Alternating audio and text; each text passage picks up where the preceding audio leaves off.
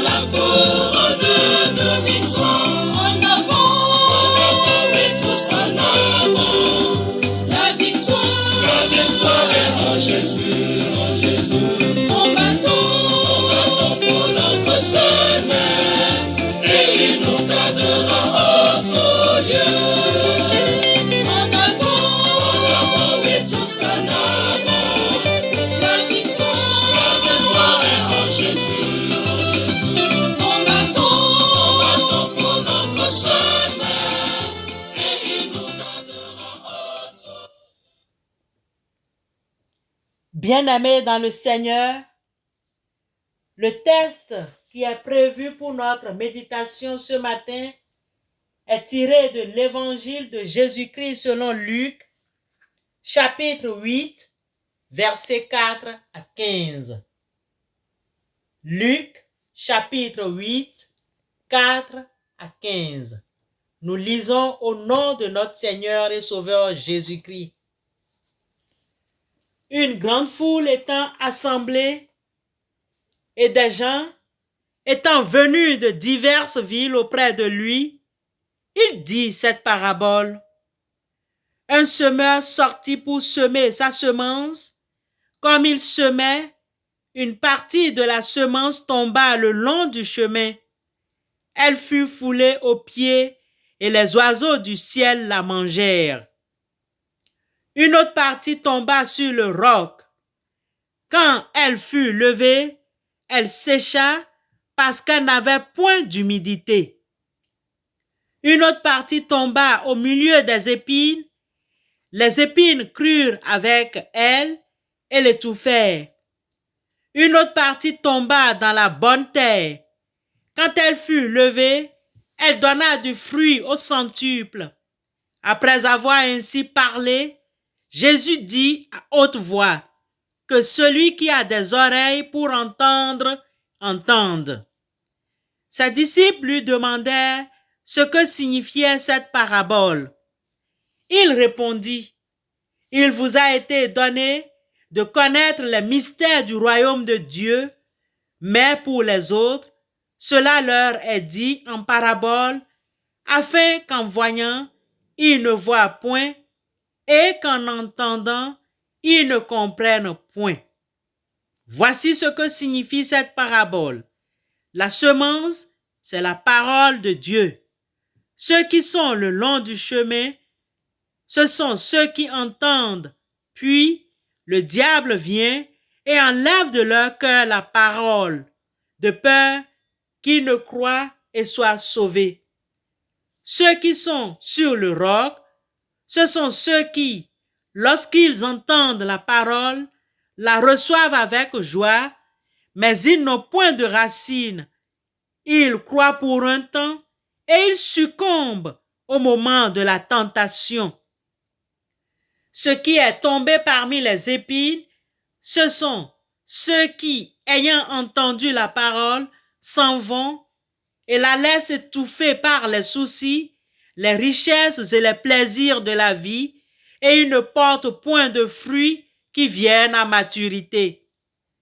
Ce qui est tombé dans la bonne terre, ce sont ceux qui, ayant entendu la parole avec un cœur honnête et bon, la retiennent et portent du fruit avec persévérance. L'herbe sèche, la fleur tombe, mais la parole de Dieu subsiste éternellement. Amen. Que ceux qui ont des oreilles pour entendre, entendent. Bien-aimés dans le Seigneur, des versets 4 à 15 de Luc 8 que nous venons de lire et ou d'entendre, se trouve la parabole du semeur et son explication. La semence dont parle la parabole est la parole de Dieu. Jésus nous dit que cette semence tombe dans 4 qualités de sol ou de terre ou de terrain divers. Ces différents sols représentent les dispositions de nos cœurs qui reçoivent la parole. Analysons les 4 sols et répondons à la question suivante. Où se trouve mon cœur? Où se trouve ton cœur?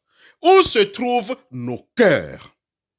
Sœurs et frères en Christ, la semence qui tombe le long du chemin représente ceux ou celles d'entre nous qui entendent, écoutent la parole avec un cœur distrait, un cœur qui dort, ou quelqu'un qui écoute ou lit la parole avec un autre objectif.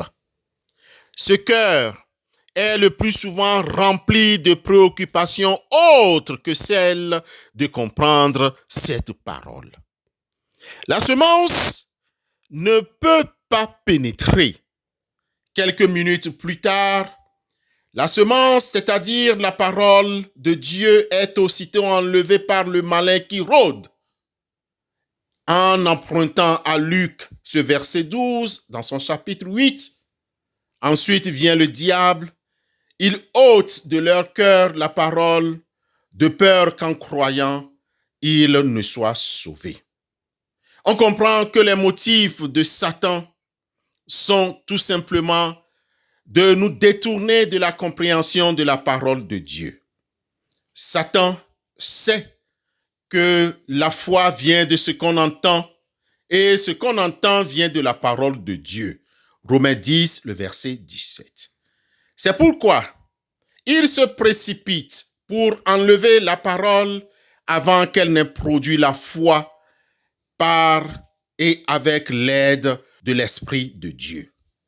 Satan déploie un grand effort pour combler les cœurs distraits des pensées négatives et endurcir les cœurs. Satan ne désire pas que les hommes et les femmes soient sauvés et viennent à la connaissance de la vérité, contrairement à notre Dieu révélé en Jésus-Christ qui veut que tous, hommes, femmes, soient sauvés et parviennent à la connaissance de la vérité. 1 Timothée 2, le verset 4.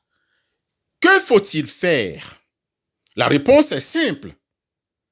Soumettez-vous donc à Dieu, résistez au diable et il fuira loin de vous. Jacques chapitre 4, le verset 7. La semence continue. Et la semence tombée sur le roc forme la seconde classe des auditeurs de la parole. Cette catégorie reçoit avec joie et empressement la parole. La parole l'impressionne, mais très vite, elle devient comme une poudre éphémère, une denrée rare, très vite périssable. Elle n'atteint pas profondément ces personnes. Leur cœur ne se retrouve pas dans la présence de Dieu. Leur cœur étant devenu comme un roc, il n'y a pas de racines. L'opposition s'impose à la parole. L'ennemi livre encore une guerre. La persécution s'installe dès qu'il y a le moindre témoignage rendu au Seigneur. Bien-aimés, très vite découragés, devant cette opposition appelée tentation, on se retire. Le verset 13. Conclusion, la parole suscite de la peine au lieu de produire de la joie. Il n'y a aucun résultat. La troisième classe, c'est-à-dire la troisième semence, est celle tombée dans les épines. La parole a pénétré plus profondément. Elle a produit quelques résultats, mais il manque la puissance pour surmonter les désirs du cœur, les soucis, l'amour des richesses, les réjouissances de la vie, les difficultés de la vie, que sais-je encore. Toutes ces choses étouffent la parole, malgré certains effets manifestés. Il n'y a pas la vie, par conséquent, point de fruit. La quatrième classe ou la quatrième semence est celle qui est tombée sur la bonne terre. Cette bonne terre représente ceux et celles qui, ayant entendu et écouté la parole, la notent, la retiennent avec un cœur honnête et bon. Évitons de penser qu'il y a des cœurs naturellement meilleurs que d'autres. Ces cœurs de la bonne terre se sont rendus aptes à recevoir la parole par une bonne disposition du cœur venant de Dieu, dont il n'est pas parlé ici. C'est une décision interne contre vents et marées, tout en s'appuyant sur l'Esprit de Dieu. Peuple de Dieu au bout des ondes, vous tous qui m'écoutez aujourd'hui, oui, nous devons comprendre qu'il y a 4 catégories d'auditeurs ou de personnes qui écoutent la parole de Dieu. Le Seigneur dépeint notre situation ce matin. Entendre et écouter la parole caractérise tous les sols. La retenir, la faire porter du fruit avec patience et l'aide de Dieu est la caractéristique de la bonne terre. La question nous revient. Où se trouve ton cœur? Ton cœur s'identifie à quelle terre? C'est à nous, à chacun d'entre nous de répondre, car nous formons aussi et nous faisons partie de cette semence que nous écoutons tout le temps.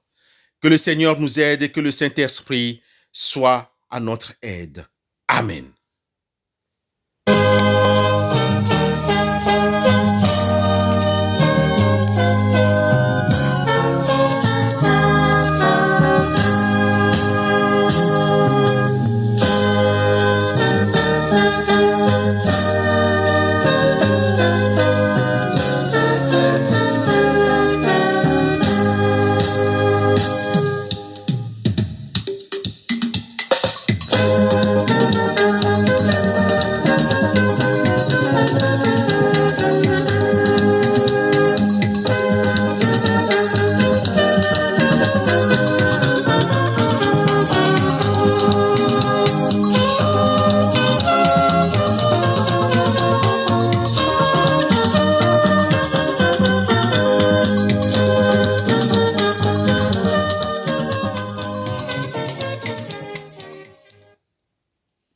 Prions Dieu. Seigneur Dieu Tout-Puissant, nous te rendons grâce par ton Fils Jésus-Christ qui nous donne la force. Et nous te supplions de nous conduire au cours de cette journée. Sois pour nous lumière et vérité. Chaque jour, tu renouvelles tes merveilles. Ouvre nos yeux, donne-nous de discerner ta volonté. Toi, le Fils de l'homme, fais-nous aimer notre condition d'homme. Tu as passé en faisant le bien. Que chacun de nos actes te serve et serve nos frères. Accorde-nous patience et bonté tout au long de ce jour.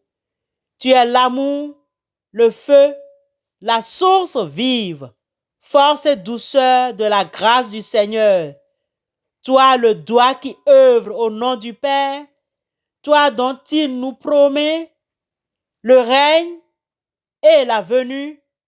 Mets en nous ta clarté, embrase-nous en nos cœurs, répands l'amour du Père, répands ta parole et permets à ce que nous puissions disposer nos cœurs à garder ta parole et à la fructifier. Viens fortifier nos corps dans leur faiblesse. Fais reposer ta grâce sur nos familles, unis parents et enfants dans une même confiance en toi. Éclaire et dirige les éducateurs de la jeunesse. Aie pitié de ceux que visite l'épreuve. Console les affligés, secoue les malades. Révèle ta grâce à ceux qui sont en difficulté avec eux-mêmes, à ceux qui sont aigris ou révoltés, à ceux qu'on méprise ou qu'on oublie. Viens fortifier nos corps dans leur faiblesse. Chasse au loin l'ennemi qui menace. Hâte-toi de nous donner la paix, afin que nous marchions sous ta conduite et que nos vies soient lavées de tout péché. Apprends-nous à prendre soin des personnes en difficulté, spécialement des enfants, des veufs, des veuves, des orphelins, des personnes âgées, de celles qui sont plus fragiles et qui souvent sont dans notre entourage. Nous te soumettons ceux qui ont perdu leur être cher et qui sont dans le deuil, pour voir à tous leurs besoins. Donne-nous de mettre toute notre espérance familiale sous le sceau de l'Évangile par Jésus-Christ, notre Seigneur. Nous te prions. Amen.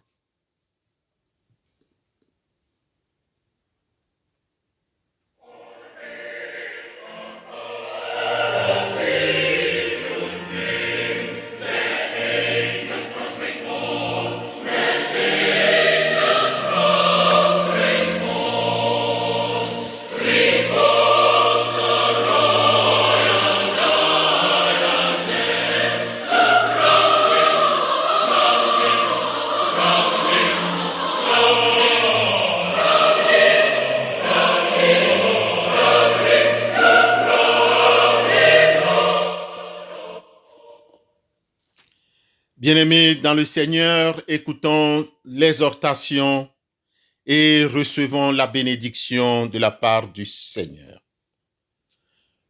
Soumettez-vous donc à Dieu, résistez au diable et il fuira loin de vous.